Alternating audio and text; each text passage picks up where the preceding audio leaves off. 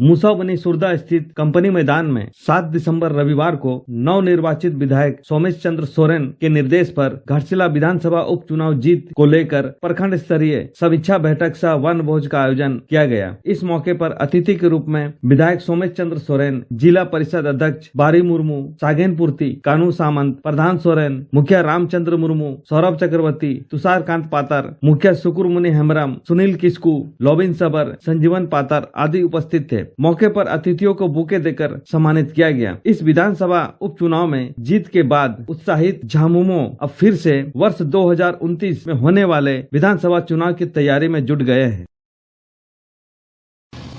मैं प्रखंड कमेटी को धन्यवाद दूंगा, उन्होंने बेहतर प्रयास किया है।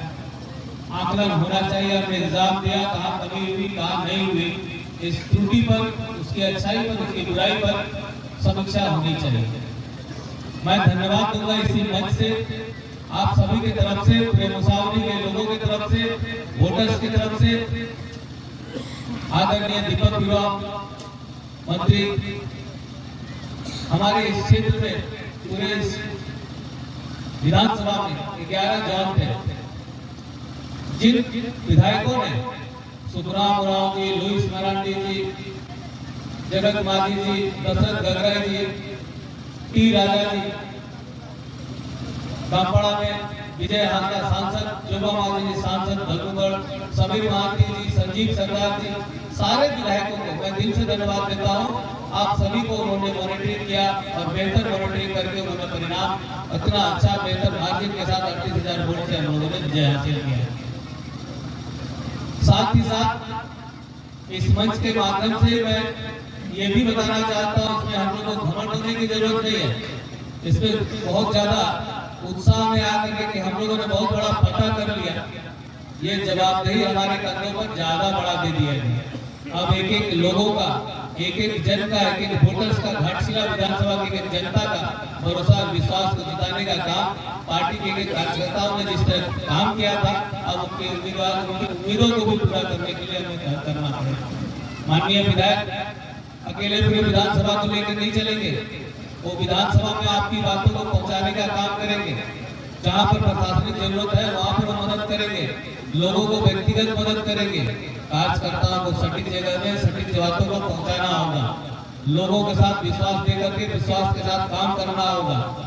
हम लोग अपने आप में गलतफहमी में जीते हैं कि सारे लोग हमको प्रणाम कर रहे हैं, जवाब कर रहे हैं तो बहुत मानते हैं, ये आपको नहीं, हमारे काम को मानते हैं।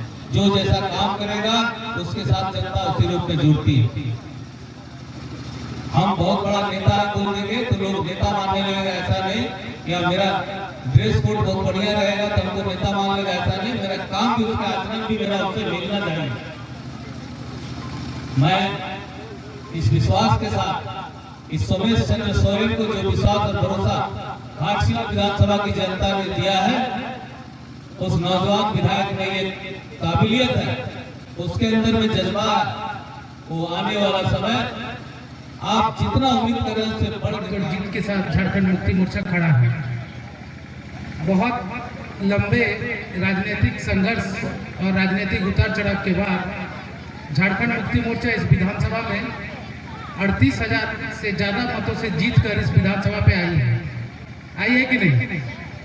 ये जीत एक कार्यकर्ता के रूप में आप सभी के द्वारा दी गई स्वर्गीय रामदास सोरेन जी को एक श्रद्धांजलि के रूप में इस विधानसभा चुनाव में आप लोगों ने अपना मत नहीं, अपना स्नेह, अपना प्यार और एक पूंजीपति को मुंहतोड़ जवाब दिया है, जिसने कोशिश की थी कि पैसे के दम पे घाटशिला की जनता और घाटशिला के जनता के वोट को खरीद कर एक ऐसा जनप्रतिनिधि देने की कोशिश कर रही थी भारतीय जनता पार्टी, जिसकी घाटशिला के जनता ने सीधे तरीके से नकारने का काम किया। आज ये एक समीक्षा बैठक के रूप में हम सबों के बीच ये बैठक रखा गया है। साथ ही एक बैठक का स्वरूप बड़ा सुंदर रहा, जैसे पारिवारिक माहौल के साथ एक खाना पीना के साथ सभी लोग आए, एक दूसरा में मिले। 2025 की ये अंतिम विदाई की साल है।